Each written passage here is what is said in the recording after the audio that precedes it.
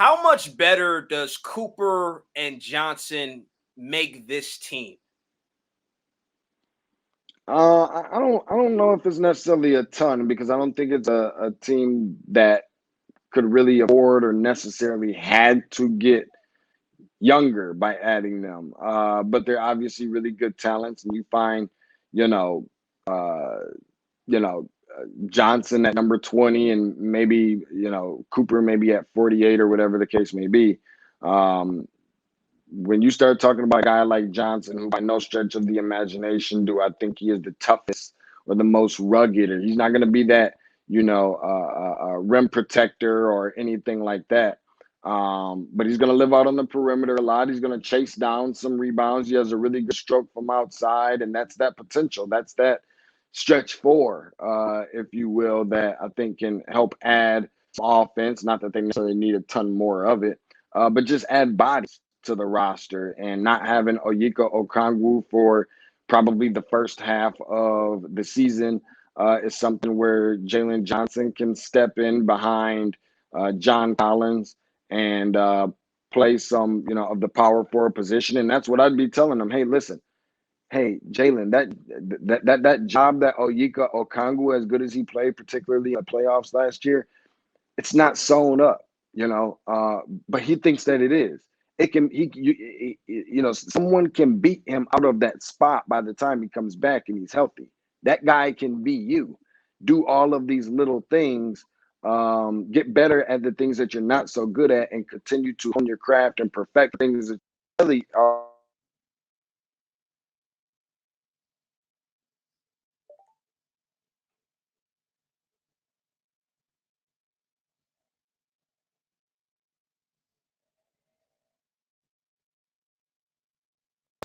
check, check, check, mic Yeah, check. you're Can you good. hear You're me? good.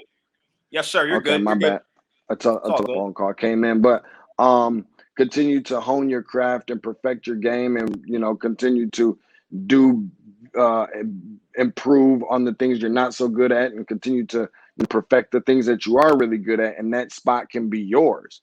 Um, as far as a guy like Sharife Cooper, I mean, I think that Trae Young and Sharife Cooper, the Atlanta Hawks have the between backcourt in terms of backcourt point guard and backup point guard duties, and position duos. I don't think that there's a craftier uh, point guard duo than those two, if I'm just being honest. And I said the same thing about, Rajon Rondo when he was on the roster. I mean, Sharife Cooper is small. Nobody's going to question it very much, but the dude can play. Is he going to be a liability on defense? Absolutely.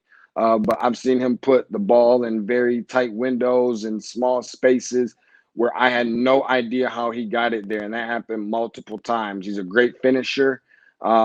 He's lacks size, and everybody knows that. But when you talk about high IQ and being cerebral, being a facilitator, being a distributor, natural point guard, you don't see that anymore. And I don't mean to get long-winded, Jansen, but Oh, it's all good.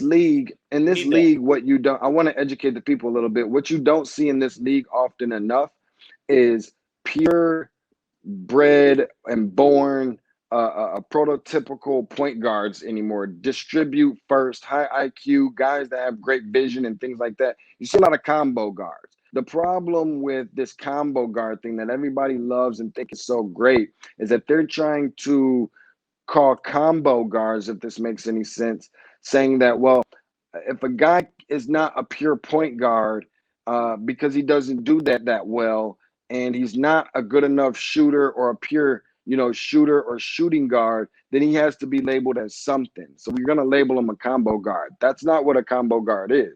A combo guard is not a guy that cannot do either do or excel well from either position. So you have to put him somewhere. A combo guard is a guy that can excel well at both positions, and he can be considered a combo guard. It's a combination of someone who can do two things well, not who can't do two things well. Um, but he's a point guard. He's a natural point guard, and he can score the ball. And he's going to have some issues with getting his shot off and things like that. He doesn't have the long range distance shooting that Trae Young does. We get that. We understand that. So shooting over the top of defenders is going to be a lot more difficult. But who better to learn from in this league than going up against Trey Young in practice every single day. Ultimately, I think he'll be just fine. He's on a two-way contract, so he'll see some time in the G League. And I overstand that, but I think it's only a matter of time until he gains some confidence, gains some weight, just learn more, get more experience, more in-game experience with this team. And I think that is going to show that it was very well. They picked up two really big-time steals that could really fit in nicely for this team. Great breakdown, Deshaun. We'll end on this note. Who's the best player in the NBA? Some people are saying Giannis. You still got people saying LeBron. I'm hearing KD's name out there. I even heard Steph Curry's name a couple times. That's what they're saying at my barbershop. So set us straight. Who's the best player in the NBA? Yeah, I would say I want to come into your barbershop and shoot the breeze with you guys a little bit about some of that conversation. But as you can see, there's not much need. I'm doing it all myself.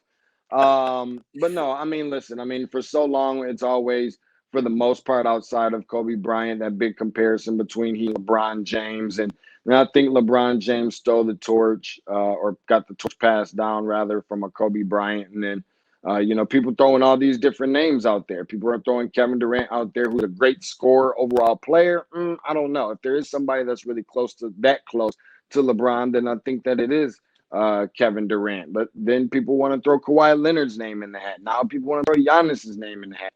I'm not sure that we'll ever get to a point where I can really be sold on the fact that that player is LeBron James, despite what that finals record would look like and this and that. You start looking at best player, and I think this is something that people get confused. Best player and most accomplished player. He's going to go down as the most accomplished player. I think he's currently still the best player in the league, but at his age and all the wear and tear on his body, obviously coming off of an injury as well, are things that's not necessarily going to help that case. You look at the overall totality of it, and until he hangs them up, I think not only is he right now talking about LeBron James, the king, the chosen one, whatever you want to call him, being the best player in the NBA. He is the face of the franchise. He is the face of the NBA right now. And I just think that he will continue to be that player. Some people may say, hey, you know what? I don't want to get into the whole best ever type thing.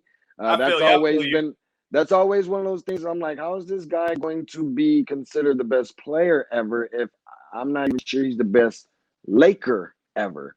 So make sense. But no, I think as of right now, I think it is LeBron James, and I'm not sure there's a lot of people that would disagree with that, who's just really being unbiased and really just kind of being very, just very basic and general looking at the thing. I mean, there's going to be other guys that you can, say and put in that conversation.